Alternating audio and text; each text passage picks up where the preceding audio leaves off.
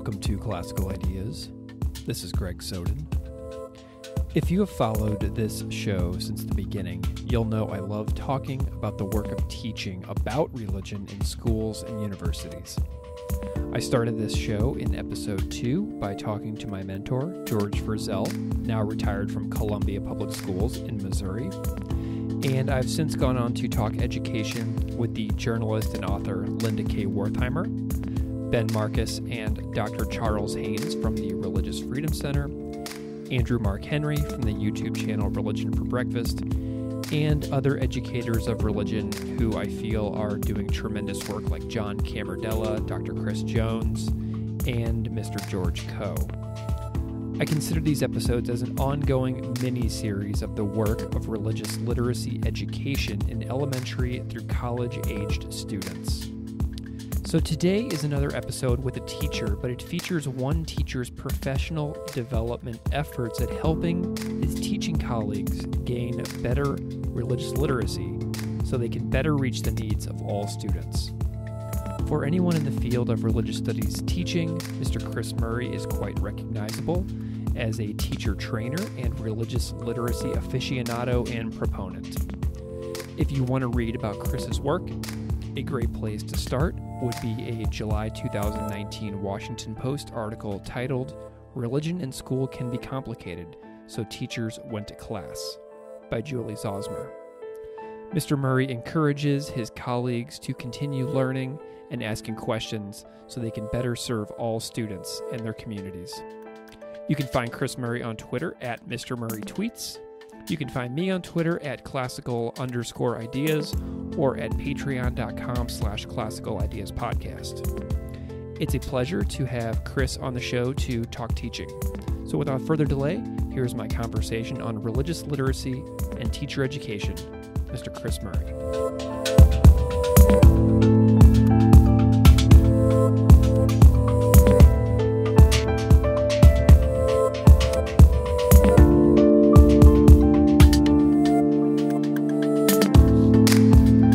Chris Murray, welcome to Classical Ideas. Greg, thanks for having me. Big fan of the podcast and honored to be here. So can you just spend a moment and introduce yourself to the audience however you see fit? Sure. So my name is Chris Murray. I'm a classroom teacher in my 15th year in the classroom. I currently teach social studies at Stone Ridge School of the Sacred Heart, an all-girls Catholic school in Bethesda, Maryland. And for 13 years, I taught in the public school system in Montgomery County, Maryland, where I taught a wide variety of social studies courses. In addition to that, the reason I'm here on this podcast is that I designed and facilitate a professional development course entitled Religious Literacy for Educators for Montgomery County Public School teachers, which just wrapped its 11th cohort earlier this month.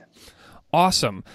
So I'm curious about if you have any early memories about how you and I became aware of each other, because I've been doing this podcast since August of 2017, and I've been active on Twitter that entire time. And I know that somewhere along the way, you and I sort of found each other on Twitter. Do you remember how any of that came about by chance?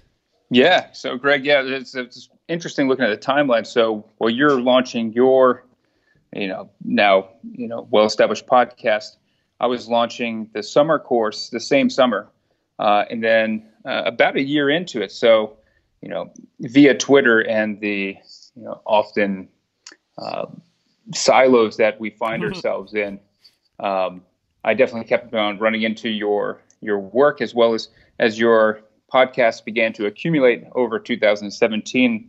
I started using them in the classroom as well as my background while I was teaching my students about it. So I think I reached out in the summer of 2018 to you just to introduce ourselves and to let you know how much of a fan I was of the podcast. Awesome. Well, and I know that we've been meaning to have you on the show for a long time. How many times have I canceled on you now? Because I had to recently cancel on you because I got called unexpectedly for jury duty in Western New York. And so I had to go and sit in a jury waiting room to go through the jury selection process right when we were supposed to be conversing. So how many times have we supposed to do this now? Yeah, I don't don't count those. As we both know from doing this, you have to be flexible, and you understand people's schedules quite a bit in our line of work. So absolutely. Cool. Well, I appreciate you sticking with me for multiple cancellations and getting on the show finally.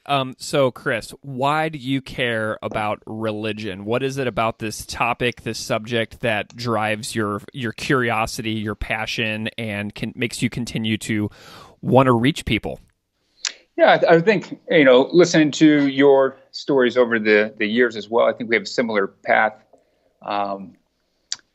I came at it from a very academic approach at first, just as a social science. So I offered a variety of elective courses for our students at Walter Johnson High School, and world religions was one I thought would be a fascinating way for me to learn more about world religions.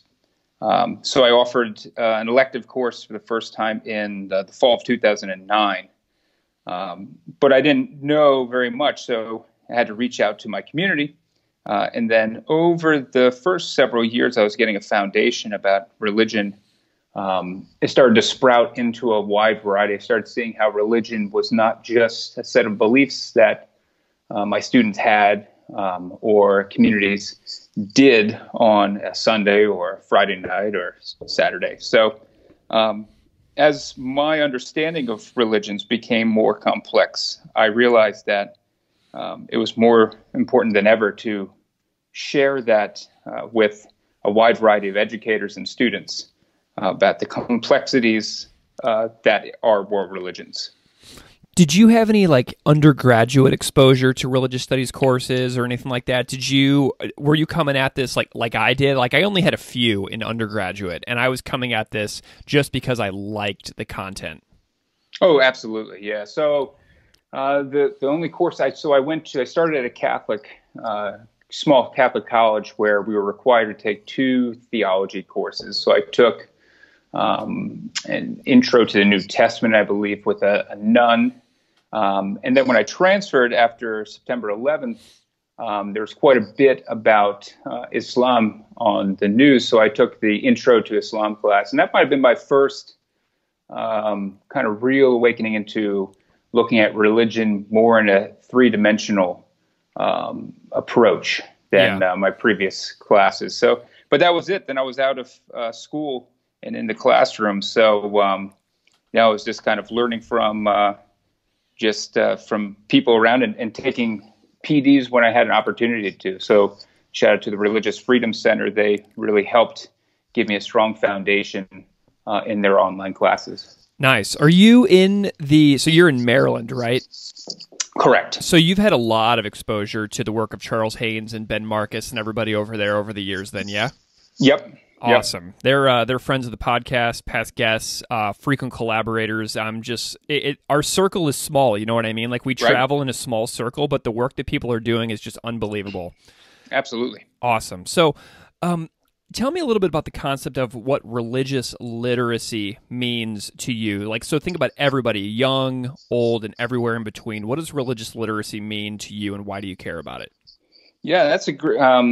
So that was definitely the buzzword, right? And it's still, I think, to a degree, the buzzword when I started to take this out of the classroom and try to put it into an educational place. For me, religious literacy is the concept of understanding the complexities of religion, sitting down and listening, and allowing your preconceptions of what you think religion is and can be, just kind of allowing yourself to see religion in a new light that allows for individuals to come at religion how they want to come at religion. So as a classroom teacher myself, I'm always curious about what other teachers do in their rooms. So say you have a day 1 of religious literacy or a religious studies class in a high school or in adult education. What is the way, do you have any activities that you do that sort of allow people to explore their preconceived biases or assumptions about what particular religions are? Sure, yeah. So the first day is always a fun day. Luckily over time, as you kind of build up a reputation into a space, people kind of have some ideas what they're coming into. But oh yeah, day one are always kind of the breakdown. The concept you come in with your conceptions, and we're going to challenge them, and then at the same time make sure it's key on that first day to create that safe space and let people know that this is going to be a space where they can question frequently and without judgment. I hear from teachers all the time that they don't ask questions because they don't want to be labeled.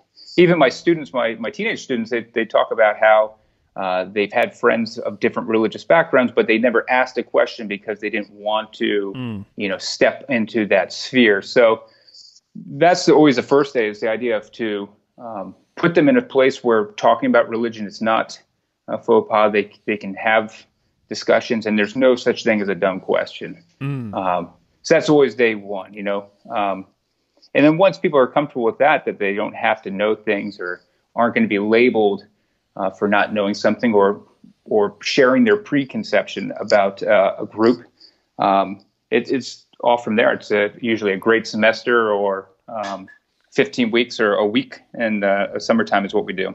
Awesome. And so how did the course aimed at building the religious literacy of teachers come about? Because I know that you transitioned to a different school a couple of years back, so your high school religious studies class is currently on hold. However, you are training teachers. How did that training course come about? Because you're the first teacher educator I think I've come across for this show. Yeah. So that came with so I started teaching the course for high school students in fall of 2009.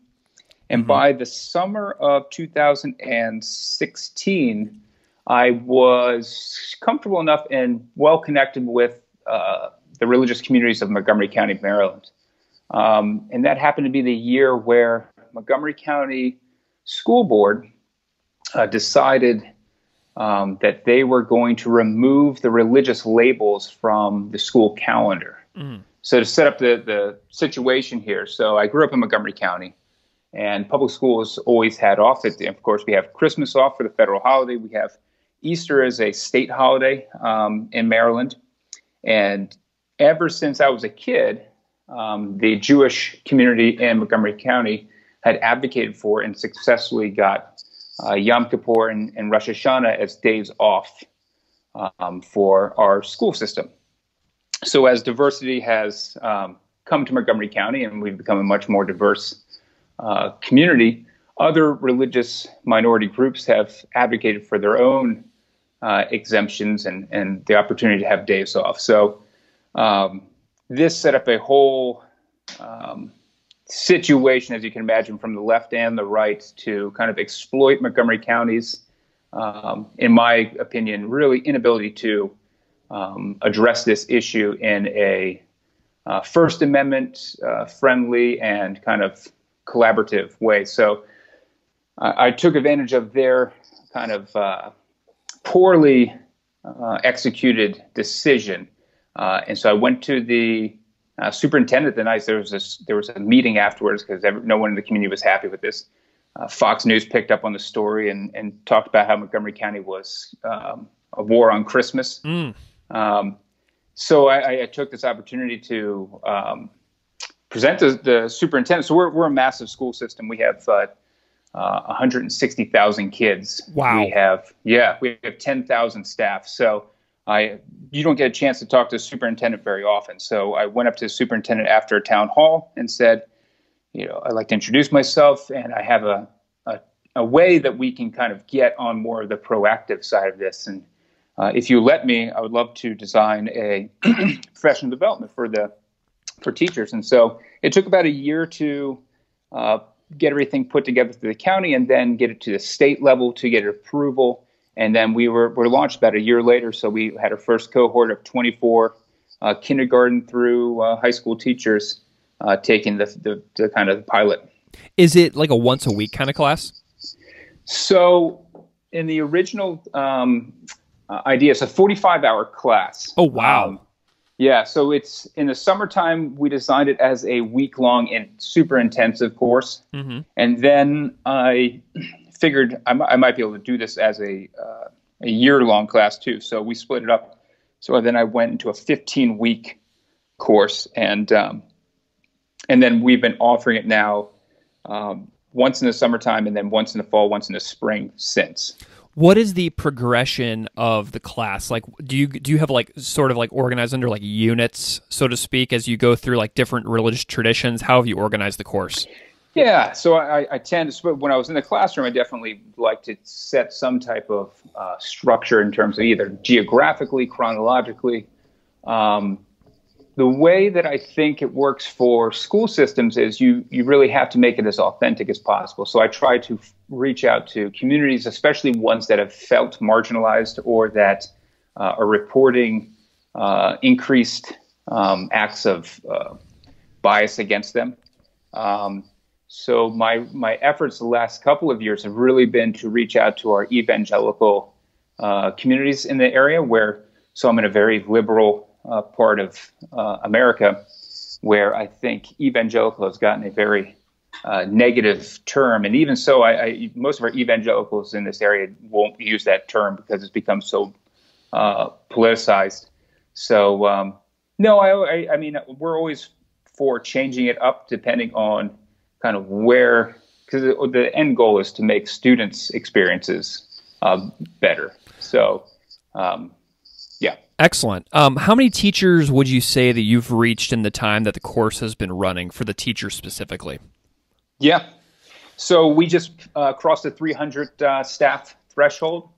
What's great about the course is it's offered to anyone in the school system. So in addition to teachers, and we haven't really cracked the administrator pool yet, but I found some of our best success has been with our occupational therapists or physical therapists. So we have, as you know, from public school systems, I mean, public education starts as early as 3 years old if you qualify for an IEP. And so we have staff members going out into homes. And that has been probably one of the most eye-opening experiences I've had, is that these staff members that are not trained in all this cultural competency are finding themselves entering people's, intimate space of their homes in a very vulnerable age when they're discovering that their child has a significant enough learning impairment that they're reaching out to the community. So that's been probably one of the coolest things, to see how much that support staff has appreciated learning about people, because they interact on a far deeper level than I've ever done with people in the county.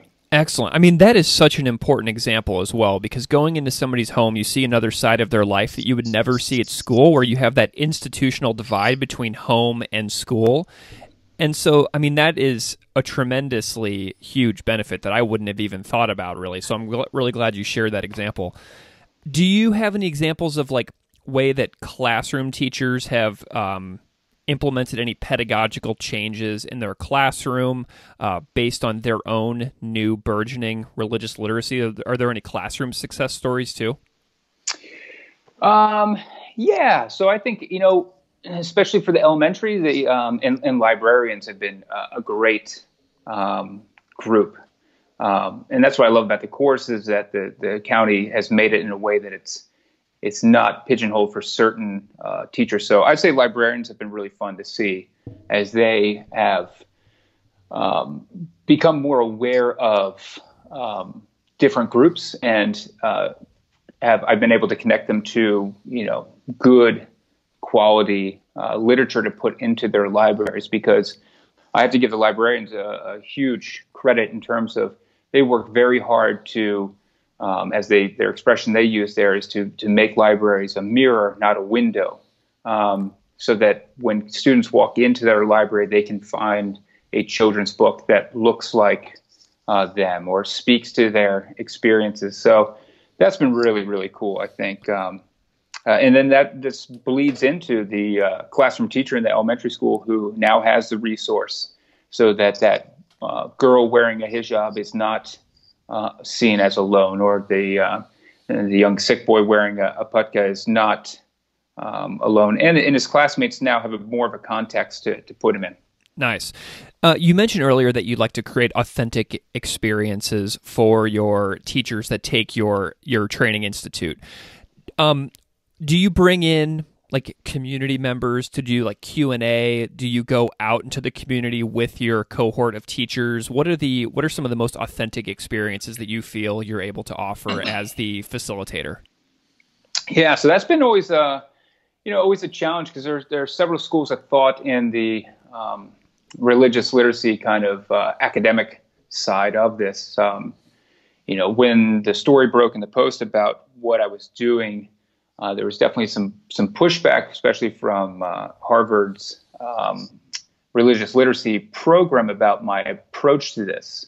But luckily, I felt I got some vindication from Stephen Prothero at Boston University, who, when I encountered him earlier this year, he agreed more with my approach. And I also got some vindication with some research just done by a newly minted PhD in Kate Solis, who went out and surveyed teachers and found that the experience of going out into communities was probably the most important piece that they took away from that. So I'm very careful, and when I try to put together an experience, I never want community members to have to be the expert.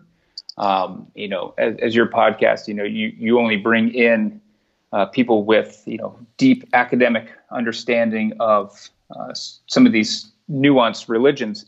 I try to do the same, whereas we bring in an expert, and then I bring in the community members to share their experience, especially the darker sides, the things that a student or community member wouldn't necessarily tell you about, how they've been treated, or the fears that they have.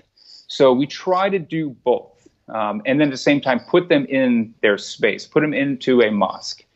Because the reality is, and I hear this every single time we do it, teachers say, "Oh, I always drove by here, but I would never go into that." Absolutely. Yeah. Yeah.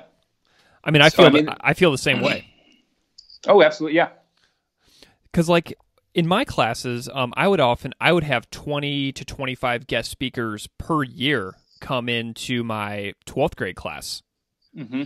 And we would go to several different optional field sites, but I would always have a ton of students and their parents who would show up, and they would always say the exact same thing to me. Like, I've driven past here for 40 years and I've never been inside. So like, I've had so many people say the exact same thing to me, like the boots on the ground approach of actually like going and meeting folks in your own community is just always just so powerful. And I can understand where the critique of that may lie, because if it's not carefully done, then things can go sideways. But it never has for me. And because I just came at it from an open-minded approach that I felt like it was a useful experience for everybody to have at least once in their life. And if they never do it again, they've already done it.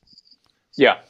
Yeah. Yeah, I think, and to speak for the other side, I think the fear that some scholars have, is that if you take people to a Reform synagogue, then they're going to only think Judaism is Reform. And I think with, just a little bit of prep work and framing, you can prepare people to realize, listen, this is this community, this is this type of architecture, this is this interpretation, this does not represent this community as a whole. Yeah. And I found kind of teachers, for the most part, get that concept. And I imagine high school students also can comprehend that, one lens or one community is not the, experience of a whole community. Absolutely. And, like whenever I would say I had my Judaism unit and I had a guest speaker who was the assistant to the Reform rabbi in our town, and she came in and did a great Q&A.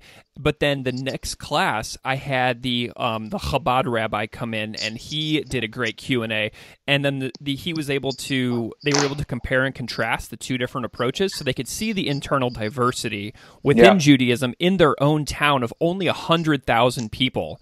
And so that was a really important thing. And I would do Christianity panels where there'd be 4 people of different denominations sitting in front of the room, and they would able to compare and contrast live with each other on stage about their traditions. So, I think if you really go to town on creating the experiences and highlighting that internal diversity within the conversations that absolutely high school students can grasp it totally. Absolutely. Yeah. Do you have a few favorite lessons in your teacher education course? So the one that stands out to me the most, the kind of group that has always captured my teachers' kind of attention, have been their favorites, has been our Sikh community. So we have a Sikh youth group called Sikh Kid to Kid, who ever after the Wisconsin mass shooting at the Gurdwara, came out with a kind of a PA kind of to try to educate people about who Sikhs are, kind of a grassroots approach. And so I worked very closely with them from the beginning of the conception of this course. And actually, they predated, in terms of doing teacher workshops, my course. And so what they do, we show up. These students actually put together a entire program. So we show up at our Gurdwara in Rockville, Maryland, and they get a chance to go through a service, do Q&A, share a meal with the Sikh community. And it's definitely the highlight of the semester. And I have to give so much credit to the community for going the extra mile to really create an experience that highlights kind of everything about that community. And the impacts have been that it's stuck with educators. They now understand this community, and they're able to kind of be more mindful to look out for their Sikh students in the classroom to make sure they are having just the same experience as our other students. You mentioned that your course and your work was highlighted a few years ago in the Washington Post, and I read that article again the other day. I've read it several times over the last few years as you and I have tried to nail down a date for having a conversation. But you called visiting houses of worship as kind of like visiting Disneyland for yourself. So, the teachers in your article have told you that those authentic experiences have been useful and powerful to them. But I'm curious about what those experiences do for you. Tell me about your intrigue with houses of worship and holy sites, etc. Yeah. So, the nice thing about kind of looking at religion from several different lenses, teaching U.S. history and teaching government now, is that you kind of, once you are passed by the awe of, a religion for the first time, you can start piecing together other parts of the stories, and you can really see a story of America playing out. So, just a couple. So we take, in the summertime, we go down to Lanham, Maryland, where there is this beautiful $200 million mosque complex that the Turkish government financed. But the stories you find out actually goes deeper than that. So you got this Turkish style architecture in Maryland, but it goes back to early engineers working at NASA and the Beltway here, who purchased land and had it coded as a mosque in the 1970s with just the aspirations. And then less than a mile away, you have this incredible Hindu temple with all of these South Indian deities in it, and it's become a pilgrimage site for American Hindus and even Canadians who come down to this temple, and it just highlights the South Indian migration story to America. So. And then going from sites in the cities. So I like going into D.C. with our teachers in the summertime and seeing some of these old traditional churches that are still able to kind of hold on there in the city, while kind of people have moved out to the suburbs. So kind of looking at that. So, we went to a church where every American president has gone, and Lincoln used to sit in the back pew and just kind of get some relief during the Civil War. We went to an African-American Methodist church just in the heart of D.C. And to look at the history where Frederick Douglass actually attended. So, yeah, just this little cool, neat things that kind of show this American religious story, which, as you pointed out with Charles Haynes, is a very unique and a really cool experiment that America launched back in the 1700s that we're still kind of grappling with today. Yeah, and I'm thinking about a recent episode of the podcast that I did with Professor Sherry Rabin from Oberlin College, where she talked about how the 1789 Constitution changed the trajectory of lives for American Jews during that time, and how that was like one of the first things that was ever written that constitutionally enshrined their status as citizens of a country. You know what I mean? Yeah, yeah. It was so cool. Yeah. No. By any chance, did you read the comments on that Washington Post article? When it first came out, you see the couple of the kind of, the misconceptions about the First Amendment, but then, I always like seeing a few people. Actually, I think I had a teacher stand up to kind of explain. I try not to get into the author of that had told me early on that, don't read the comments. So I tend to avoid the comment sections of articles. Well, I went into that belly of the beast yesterday, and I highly recommend not. It's like 100. It's like 100 plus across the entire spectrum of what you would imagine. It was pretty wild, and I had a little bit of that as well because I was in the newspaper back in Missouri when I started this podcast, and whenever I would have like a Tibetan Buddhist monk come and visit the classroom and stuff like that, and it was really intense, feeling like you were the subject of scorn and having people say I was like condemned and things like that within the comments of my own local newspaper, when really I just wanted to create an authentic experience for young people in our community. Yeah, oh yeah. Well, I tell people this all the time.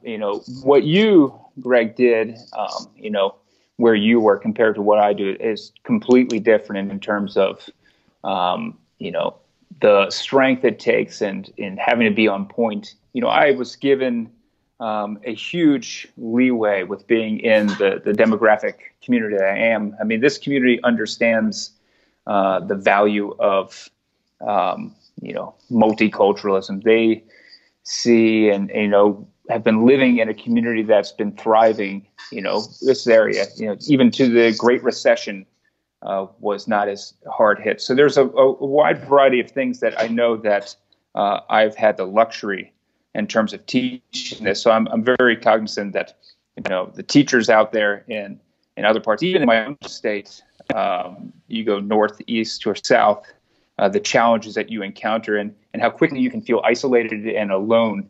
And I think that's, what's great about this podcast and the experts you bring in. You normalize this experience and you create a support network for educators to be able to go out and do these type of work. Shout out to all the teachers out there listening. Please write to me and say hello. I want to know who you are, where you are, etc. Let me know if I can help. And Chris, probably you would be willing to help too, wouldn't you? Oh, absolutely. Absolutely. Awesome. Yeah. And more importantly, we definitely get to the experts. I mean, the Charles Haynes, Ben Marcus, the legal experts who can definitely set up the framework and make sure you do this in a way that you really can't blow up in your face. Yeah. At least legally. Yeah. Well, and I talked to Ben a little bit last week, and then I noticed that he was going to be on All Things Considered with Audie Cornish, and I listened to that segment, and he was great. And I'm like, man, yeah. Ben is going to be like a leading voice in this. This is amazing.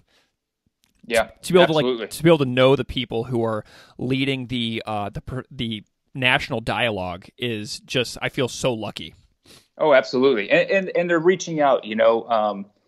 Ben Marcus, I remember when he showed up in D.C. and he has worked incredibly hard to build networks and to reach out to educators. So, and the network's growing, and the resources, I think, are also becoming more apparent. So, I think the goal, of course, is to make this more normal so that eventually these are not anomaly type situations. Yeah. So you and I share the trait that our high school students weren't able to guess our religious affiliations at the end of our courses, which I loved. I thought that was so funny in the article.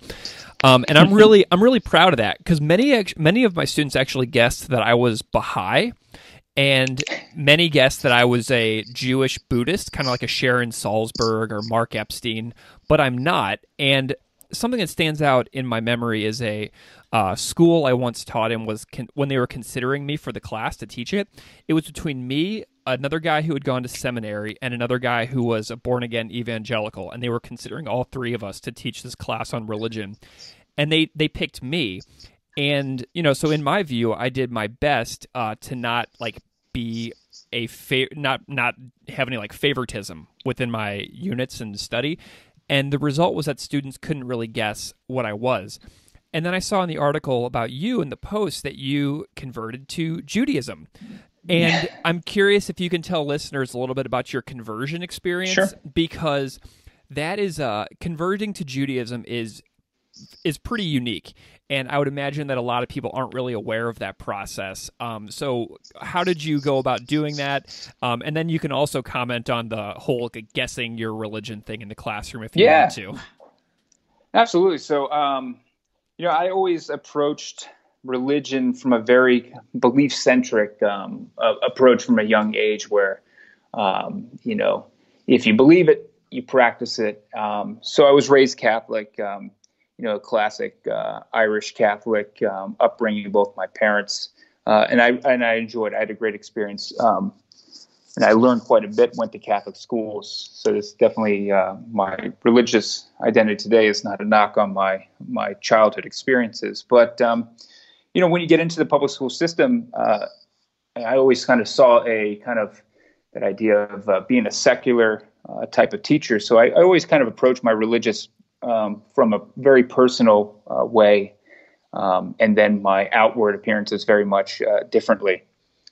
So my story to Judaism came from my relationship with my wife, who was raised Jewish in the same area. We have a healthy and large Jewish population in the D.C. area. We started dating. I was still Catholic at the time. We started talking about children, got engaged, and I don't know what happened. So we got married. We had a non-religious wedding. And then when our first son was being ready to be born, I wanted to raise our kids Jewish. So I was not Jewish at the time. So our first son was born in 2010.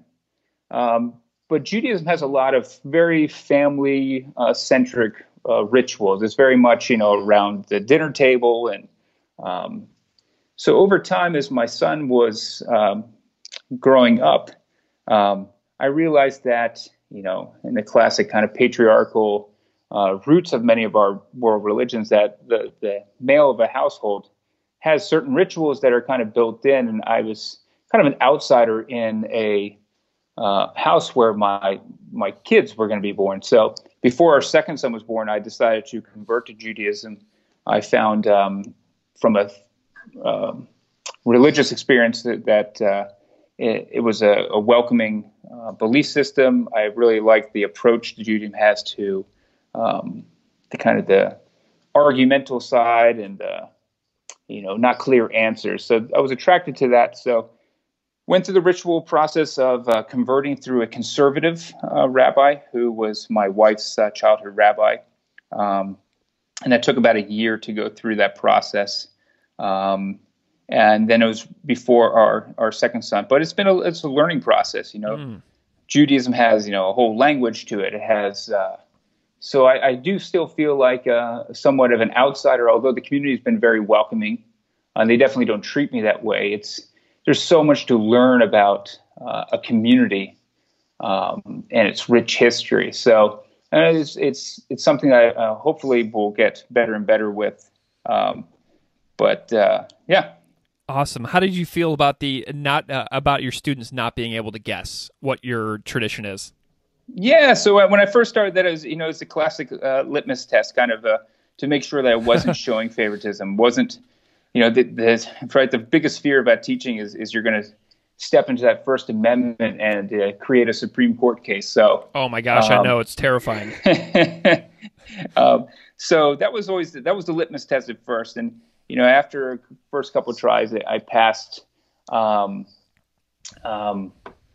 it was great that people couldn't tell, but over time, I also pointed out that, if you could tell, that's not a bad thing either, right? I mean, a woman wearing hijab could teach this class, or a man could wear a yarmulke wearing this class and still do a great job, Absolutely. right? You don't have to. Yeah. Do you have any future plans with regards to religious studies education, teacher education, religious literacy, et cetera? Like, what are some of your goals? Yeah, so one of the first goals was trying to make these programs more lasting and create a larger teacher network of facilitators. So this past fall was the first time that I didn't teach our course in Montgomery County. So I reached out to a former student and got him to asked him if he would like to teach the class. And so Jonathan Rivera took over the course and did a phenomenal job. And that was pretty exciting. I think anytime you have an idea, being able to see it successfully transition to another person and you can step back and it still goes well was really a relief and exciting to see that this is something that, is not unique to just a person. It can be successfully implemented with a variety of educators. And then, of course, like anything, just like a podcast is seeing it grow in a authentic and, meaningful way. So I left public schools and went to a Catholic school. It's part of the Sacred Heart Network, which is an amazing network of 140 schools worldwide, 20 just here in the United States and Canada. And so I think over time, my hope is that I become more comfortable in this new community, that I can bring some of this, my experiences to them and create some opportunities for our students in the Catholic school system to better know their classmates and people in their communities. Awesome. Well, Chris, where can people find you if they want to know more about your work? Yeah, I'd say Twitter. I mean, that's the place where you and I first met. It's definitely, I think, my identity in terms of the work I do in religion. So I'm at Mr. Murray Tweets on Twitter. And that'd probably be the best way to reach out. Awesome. Well, Chris, I've had a really good time with you today, and I'm super glad that, like I said at the beginning, that we managed to make it work, that we stuck with each other, and that we rescheduled multiple times, and that we are finally able to come together on this very, very cold day in January of 2020. So thank you so much for your time and sharing your expertise with all of my listeners. Thanks, Greg. It's been an honor, and I'm always blown away by the hard work you do and sticking with this program and getting up to, episode 145, plus. So that's it's been a wild journey. So thank you for being a part of it, and it's been great having you. Thanks, Greg. I really appreciate it.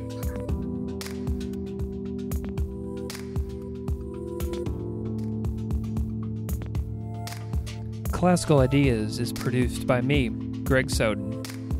Music on Classical Ideas is composed and performed by Derek Strybig. You can find his music at www.wearewarmmusic.com. If you like this show, please rate it on iTunes, Stitcher, or wherever you get your podcasts. You can email me at classicalideas@outlook.com. Or find me on Patreon at patreon.com/classicalideaspodcast. Thanks so much for listening.